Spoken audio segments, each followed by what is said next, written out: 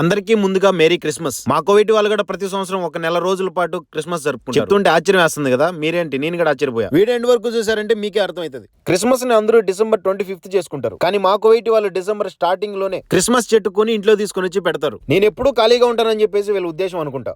పని మీద పని చేపిస్తానే ఉంటారు. ఆ క్రిస్మస్ చెట్ ని కలర్ఫుల్ లైట్లతో మంచిగా డెకరేషన్ చేశాను అనమాట. ఇంట్లో పని చేసే పని మనుషులు ఒకవేళ క్రిస్టియన్స్ క్రిస్మస్ రోజు కేక్ తెప్పించి సెలబ్రేట్ చేస్తారు, కొంతమంది మాత్రమే అందరూ. దీన్ని బట్టి మనం అర్థం చేసుకోవాల్సింది ఏంటంటే, పండగ ఏదైనా కావచ్చు, దేవుడు ఎవరైనా కావచ్చు, అందరూ సమానమే అని చెప్పేసి తెలుసుకోవాలి. ఇంత డబ్బున్న కోవిటి వాళ్ళు కూడా వేరే దేవుడిని గౌరవిస్తున్నారు. ఈ సంతోషకరమైన సందర్భంలో మీకు ఒక విషయం షేర్ చేసుకుందాం అనుకుంటున్నా. మీ అందరికీ థ్యాంక్ యూ సో మచ్. ఎప్పటికీ రుణపడి ఉంటాం. మీ అందరి సపోర్ట్ తో మన యూట్యూబ్ ఫ్యామిలీ 9 లక్షలు దాటేసింది. మీ అందరి లవ్ అండ్ ఎఫెక్షన్ ఇలానే ఉండాలని చెప్పేసి మనస్ఫూర్తిగా కోరుకుంటున్నాం. ఇది నిజంగా మా కోవిటి వాళ్ళే, మీకు క్లారిటీ కోసం చూపిస్తున్నా. ఇక్కడే కూర్చొని చాయ్ గవ తాగుతూ ఉంటారు. సో అందరూ కోవిటి వాళ్ళు ఇలానే ఉంటారని చెప్పలేము, హెచ్చులు చెప్పట్లే, నిజం చెప్తున్నా. మా కోవిటి వాళ్ళు ఎలాంటి వాళ్ళు కలారా చూసారు, అందరూ బాగుండాలి, అందులో మనం మనస్ఫూర్తిగా కోరుకుంటున్నాం. Happy Christmas and advance happy new year. Please like and subscribe. Bye.